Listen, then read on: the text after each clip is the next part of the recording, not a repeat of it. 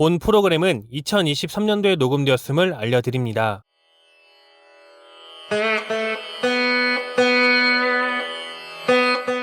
네, 안녕하세요. TMI 요정 조로입니다. 오늘의 TMI는 인도입니다. 여러분들께 인도에 대해서 짧고 빠르고 정확하게 설명을 드릴 테니 끝까지 잘 따라와 주시기 바랍니다. 인도는 남아시아에 있는 나라로 세계에서 7번째로 큰 나라입니다. 인구는 약 14억 2,862만 명으로 세계에서 제일 인구가 많은 나라인데요. 수도는 뉴델리고 언어는 힌디어와 영어를 포함해 약 17개의 공용어를 사용하고 있습니다. 종교는 힌두교 80% 이상, 이슬람교 13%, 기독교 3% 등이 있습니다. 가장 유명한 건축물은 타지마할이며 우리나라의 한강만큼 유명한 겐지스강이 있습니다. 그리고 인도는 음식이 정말 유명한데요. 가장 대표적인 건 우리나라에서 카레라 불리는 커리가 있고요. 향신료와 요거트를 넣고 구운 탄두리 치킨, 요거트 음료인 라시 등 우리나라에서도 인기가 많은 음식들이 있습니다. 특히 음식과 관련해 인도인들은 오른손으로 식사를 하는 관습이 있다고 합니다. 또한 음식만큼이나 유명한 게 바로 영화인데요. 미국 영화가 할리우드라 불리는 것처럼 인도의 영화는 발리우드라고 불립니다. 발리우드의 특징은 중간중간 뮤지컬 형식으로 노래도 부르고 춤도 추는 등 흥겨운 요소가 정말 많이 들어가 있습니다. 대표적인 영화는 라지쿠마르 히라니 감독의 세월간이가 있습니다. 그리고 인도는 세계 최고의 IT 강국입니다. 이름만 들어도 아는 구글, 어도비, 마이크로소프트의 CEO는 모두 인도인인데요. 세계 최고 IT 기업들이 모여있는 미국의 실리콘밸리에서 인도의 영향력은 어마어마합니다. 네, 이렇게 인도에 대해서 알아봤습니다. 최근에 여행 유튜브나 TV 프로그램에서도 많이 나오는 만큼 핫한 나라가 바로 인도인데요. 오늘 MOU 특집 인도편 끝까지 시청 부탁드립니다. 저는 배고파서 이만 밥 먹으러 가보겠습니다. 안녕.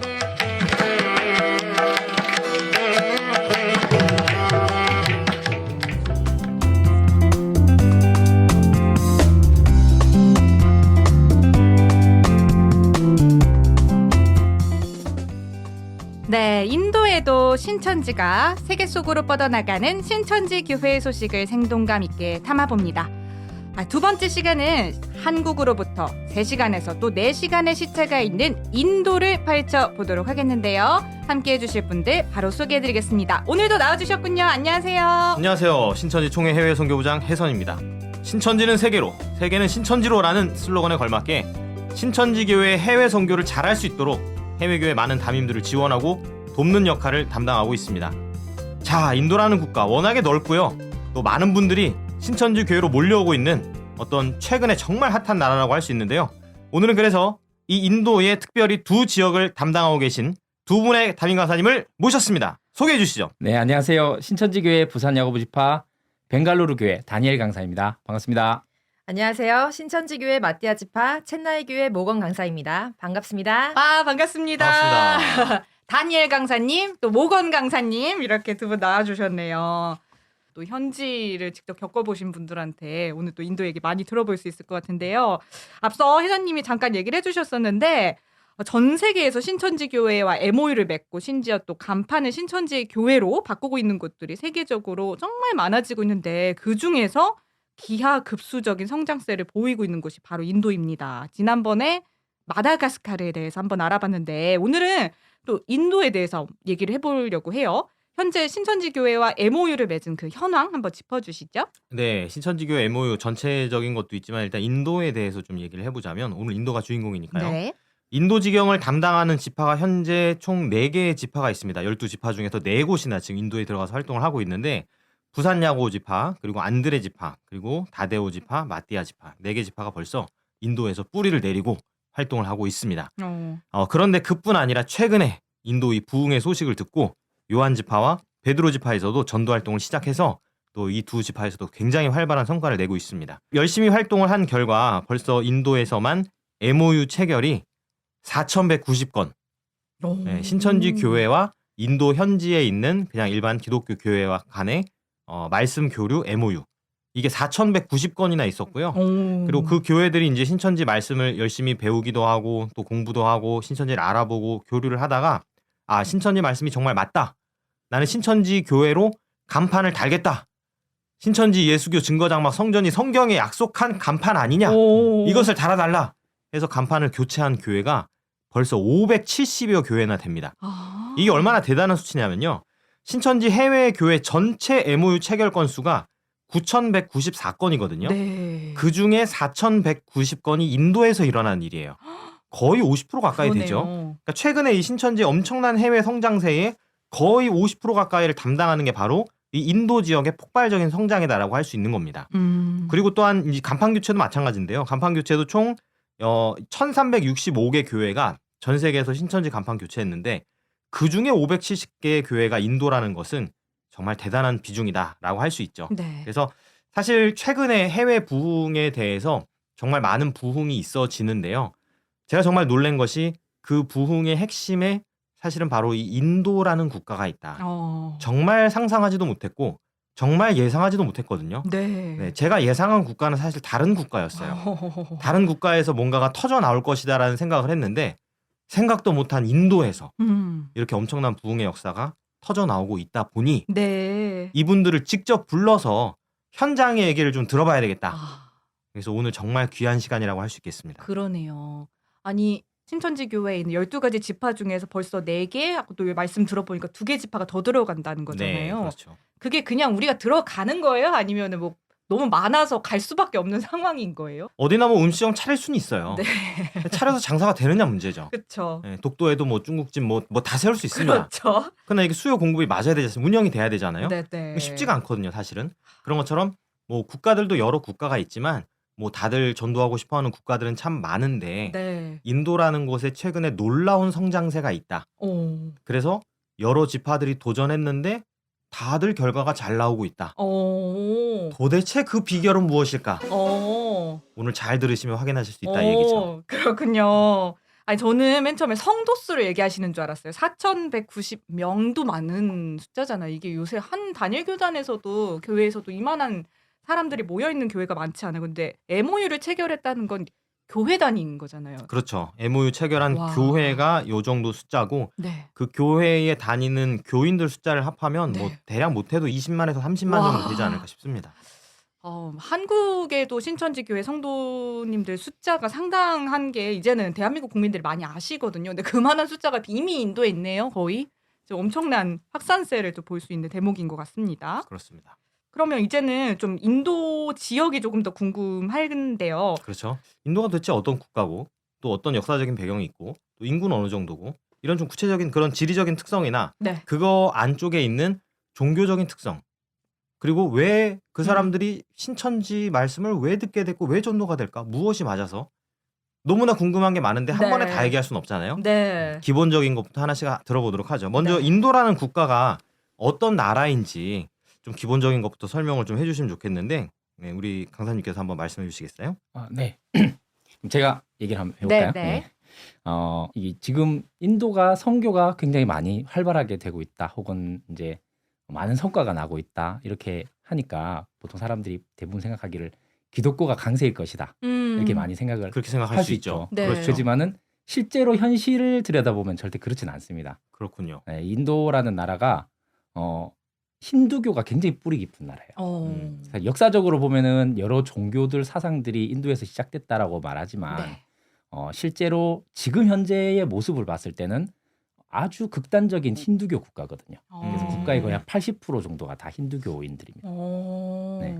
그러면 나라 자체의 어떤 문화나 생활 양식 자체도 힌두교를 대부분 기반으로 하고 있다. 네, 맞습니다. 그 힌두교에서 바라보는 다른 종교는 어떤 식으로 오, 바라보나요? 그러면 힌두교에서는 뭐 열려 있는 마음으로 모두가 다 올 수 있다라는 그런 개념인 건지 아니면 뭐 기독교의 뭐처럼 이단 이렇게 배척을 한다든지 뭐 어떤 느낌인가요? 힌두교에서 바라봤을 때는?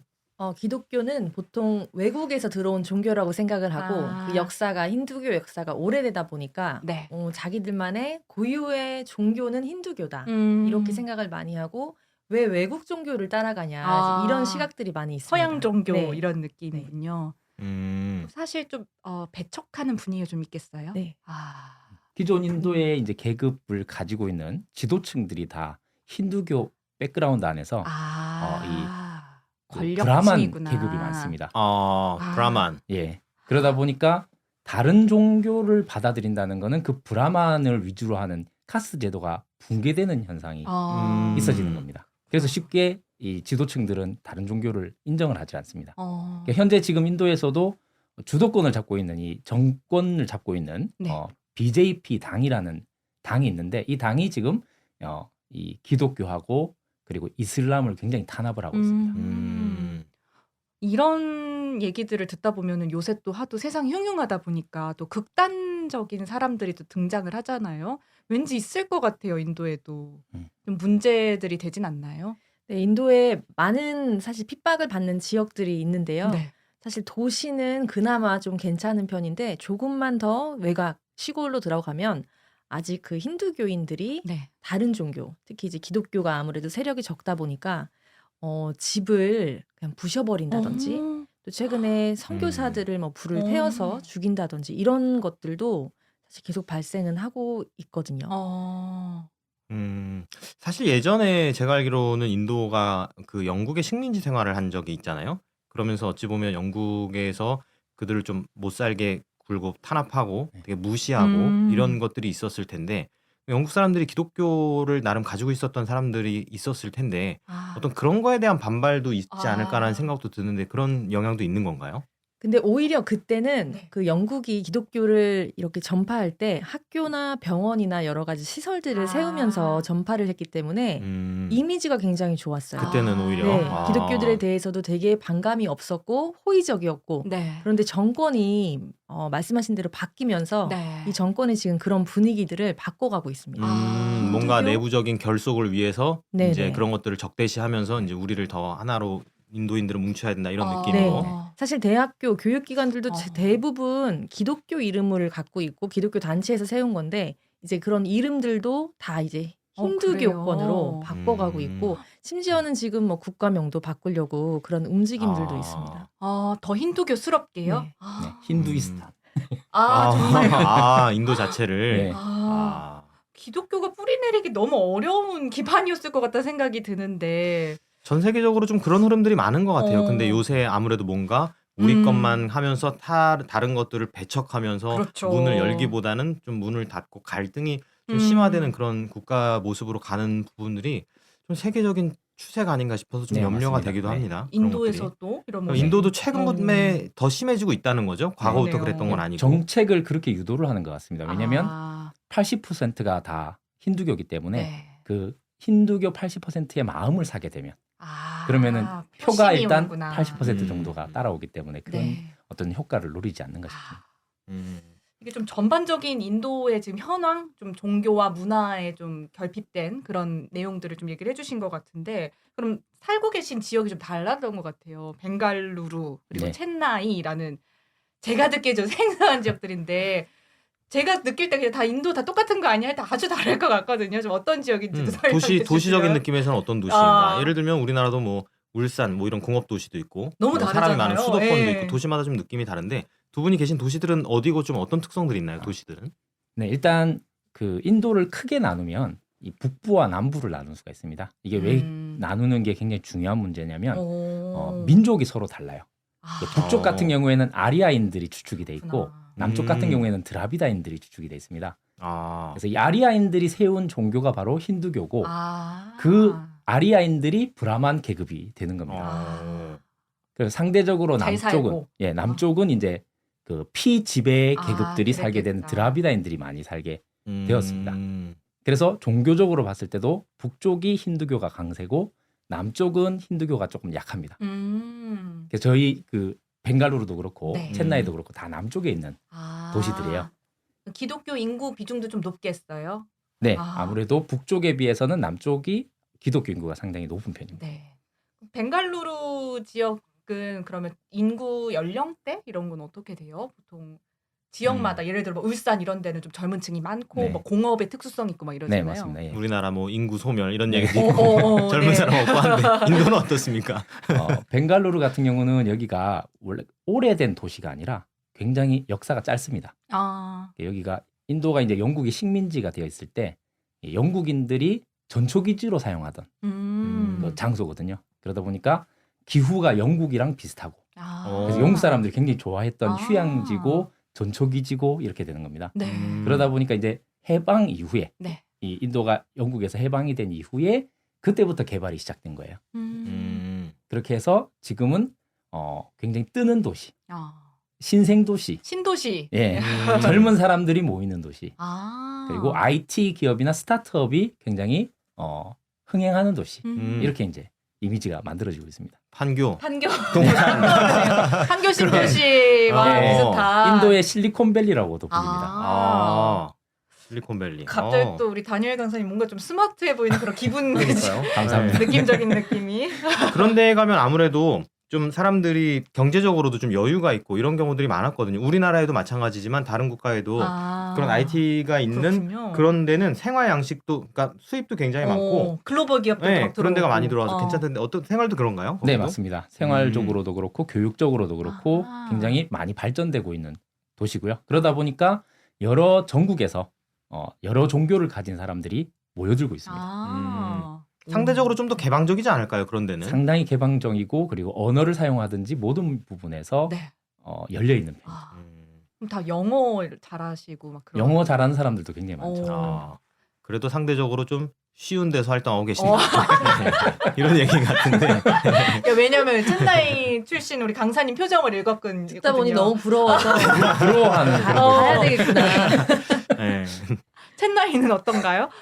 첸나이는 인도에서 가장 남부에 위치한 타밀나두 주의 주도이고 저희가 동부 쪽에 바닷가 쪽에 있는데 우와. 남부다 보니까 네. 너무 부러웠어요. 저희는 정말 정말 더워요. 근데 제가 첸나이 처음 갔을 때 네. 여름이었는데 그 가장 더운 시즌에 갔었거든요. 도착한 시간이 새벽 2시였는데 공항에서 밖으로 나갔는데 네. 건물 밖으로 나갔는데 사우나를 들어가는 느낌. 새벽 2시였는데 그런 느낌이 들었을 때 되게 놀랐어요, 사실. 그래서 여름에는 이제 4월, 5월, 6월 굉장히 더운 시즌인데 그때는 저희가 이렇게 온도를 체크를 해보면 체감 온도 49도, 네. 50도 이렇게 올라가요. 가능한가요? 근데 사우나 온도가 49도가 좀 안 됐, 49도 정도 될 수 있죠. 사우나가 진짜 말 그대로 굉장히 사우나에서 정말 살아가네요. 정말 덥습니다. 낮에 와. 정말 덥고 네. 나름 이제 그분들한테는 이게 좀 더 시원해지고 선선해지는 시기가 있지만 저희한테는 항상 여름인 그런 곳이고요. 네. 또 그렇다고 해서 나쁜 것만 있는 건 네. 아니고 첸나이 저희가 선교를 하러 갔잖아요. 타밀나두 주에 특히 이제 첸나이라는 곳은 2000년 전에 도마 사도가 와서 직접 선교를 하시고 순교하신 곳이에요. 그래서 도마 사도의 무덤도 거기에 있고 도마 사도 순교 교회 숨어 살던 동굴교회, 또 무덤교회 이렇게 좀 있어서 많은 기독교인들도 사실 존재를 하고 있고요. 네. 그만큼 이제 역사가 사실 오래됐다고도 볼 수 있거든요. 물론 중간에 이제 이슬람이나 이제 힌두교로 바뀌긴 했었지만 제가 생각할 때 남부는 다른 지역보다 그 기독교 인구가 굉장히 오래됐고 네. 역사가 좀 길고 그러다 보니까 이제 뿌리 깊은 그런 교단들이 굉장히 자리를 많이 잡고 있는 그런 좀 특성이 있습니다. 같은 남부지만 정말 다르네요. 특이하네요. 지역이. 근데 그렇게 뿌리 깊게 오랫동안 기독교가 있었다면은 그 어떤 핍박이나 탄압도 뿌리 깊게 있어 오지 않았을까요? 힌두교 국가인데. 그러네요. 네, 근데 없다고는 할 수는 없지만 다른 곳에 있는 핍박들이 사실 점점 더 세지다 보니까 네. 저희는 남부 지역은 좀 자유롭고 저희 특성이 중앙 정부랑은 잘 못 어울리는 그런 특성이 있어요. 남부 지역이. 근데 이게 인종이 하나고 언어가 하나면은 조금 더 소통하는데 수월할 텐데 네.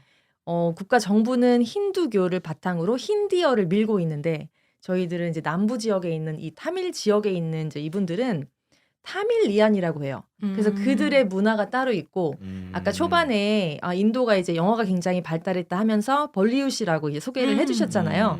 근데 인도는요 각 지역마다 다 영화 산업이 따로 있기 때문에 콜리웃, 톨리웃, 롤리웃 다 부르는 이름도 다르고 그들의 언어, 문화, 생활 방식들이 굉장히 다릅니다. 네. 자부심이 정말 정말 너무 커요. 문화에 대한 자부심이요. 네네. 영화 특히. 영화도 그렇고 모든 문화나 언어에 대해서도 그렇고요. 굉장히 자부심이 좀 큰 지역이라 그런 부분들이 또 어떻게 보면 장점일 수도 있지만 네. 또 새로운 외국인들에 대해서는 그렇겠다. 조금 어려운 부분도 사실은 있는 것 같습니다. 이게 북부가 어찌 보면 북부가 굉장히 그 브라만들 중심으로 돼 있고 힌두교 뿌리도 깊고 그렇기 때문에 오히려 탄압도 심하지만 상대적으로 좀 멀다 보니 그런 걸로부터 좀 자유롭고 자기들만의 문화도 어느 정도 생성되는 가운데 네. 기독교도 좀 전파될 수 있는 뿌리가 됐다. 음. 그래서 남부 쪽은 그래도 상대적으로 전도 활동이나 선교 활동하기가 조금 더 수월하다 이렇게 들리는데 맞는가요, 그러면? 네, 그 영국에서 식민지 지배를 할 때 네. 남부 지역 중심으로 이 기독교가 전파가 됐고 아. 식민지가 됐기 때문에 아무래도 그때 영향을 많이 받고 있는 것 같습니다. 그럴 수 있겠네요. 어쨌든 해안가 주변으로 이제 배들이 왔다 갔다 하면서 했을 거니까 그쪽에 전파되어서 그런 네. 것들이 남아 있으면 네, 네. 그럴 수 있겠네요. 그리고 또 네. 계급적으로도 남쪽에 네. 이 불가쪽 천민이나 아. 혹은 카스트 제도에서 밑바닥에 있는 사람들이 많이 있습니다. 네. 그러다 보니까 이 기독교 자체가 네. 평등 사상이고 누구나 다 귀한 존재라고 하다 보니까 이 남쪽에 있는 계급이 낮은 사람들이 더 많이 기독교를 받아들이게 돼요. 그렇죠. 네. 오. 그렇군요. 네. 이런 문화적인 배경 재밌네요. 그리고 자부심에 대한 얘기도 참 재밌는데 저도 그러게요. 사실 해외 같은 데 외국 나가 보면요. 우리나라도 소위 뭐 국뽕 이런 얘기를 하듯이 뭔가 우리나라의 것에 대한 자부심이 있잖아요. 네. 근데 우리는 우리 것만 자부심이 있다고 생각을 해요. 왜냐하면 우리가 외국 사람을 겪어볼 기회가 없으니까. 그런데 각 나라에 가보면 다 자기들 나름대로의 국뽕이 있어요. 뽕이 있군요. 네.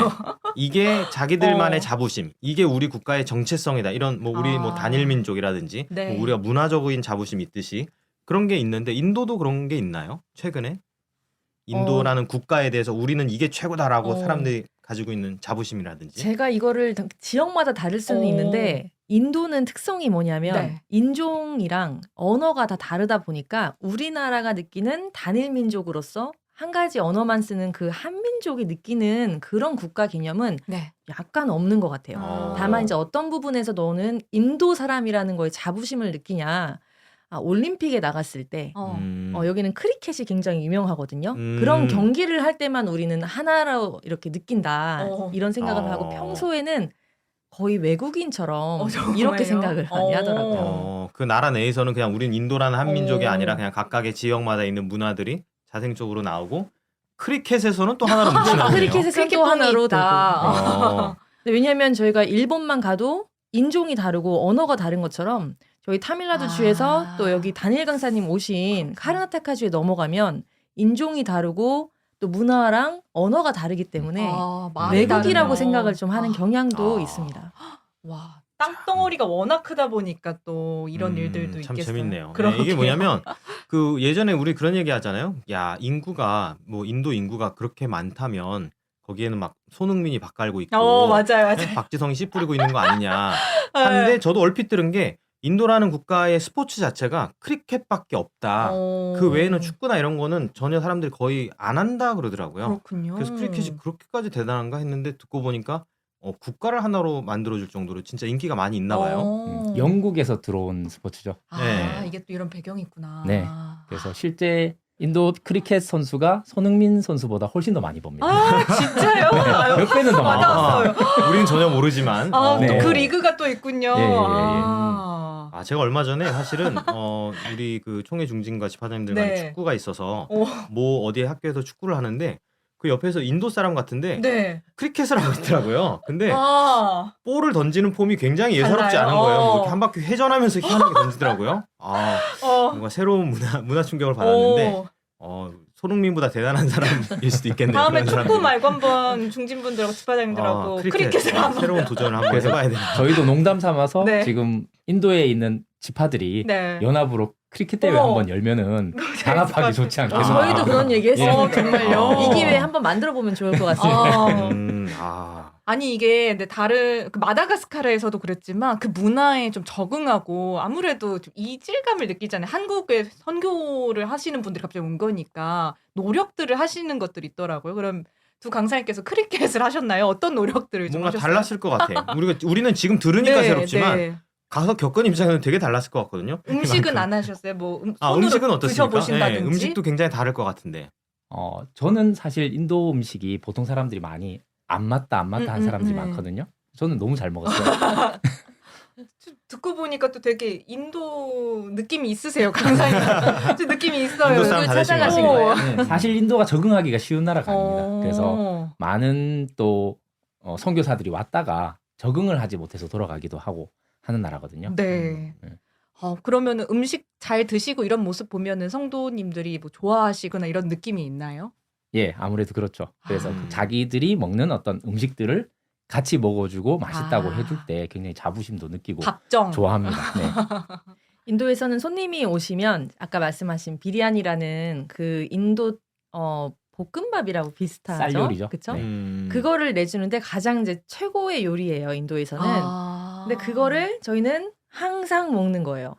매일매일 이제 방문을 하고 우리 목사님들 교회 네. 방문하면 항상 그거를 주시니까 사실 너무 힘든 부분이 있거든요. 물릴 그러겠어요. 때가 있을 것 네. 같은데. 그리고 거기는 전체적으로 이제 손으로 먹는 문화가 있잖아요. 그래서 진짜 처음에는 저희가 갔을 때 네. 저희들도 손으로 같이 먹었어요. 어. 근데 저희가 손으로 먹으면 이 네. 손으로 먹는 모양이 있거든요. 이렇게 수저처럼 만들어서. 얼마나 근데 그게 잘 어설퍼 못하니까 입으로 이렇게 넣으니까 네. 그 모습을 보고 또 너무 재밌어하고 좋아하고 아. 굉장히 그렇게 마음을 여는데도 그런 부분들이 도움이 된 것 같습니다. 그렇군요. 어쨌든 참 재밌어요. 세계 네. 얘기 들으면 재밌고 네. 문화적인 차이점들도 좀 재밌는데 어쨌든 우리가 또 종교 얘기를 안 할 수 없으니까 종교적인 특성도 좀 있지 않을까 싶거든요. 왜냐하면 인도라고 하는 곳이 어찌 보면 세계 종교의 본산이다라는 얘기도 있고 거기에서 세계 종교의 맞아요. 발상지라는 얘기도 있고 불교라든지 뭐 여러 석가모니, 종교들도 거기서 예. 나타났다는 얘기도 있어서 종교심이 굉장히 깊을 것 같거든요. 인도에 있는 네, 사람들이. 맞습니다. 네. 좀 어떻습니까? 종교 문화적인 것들은.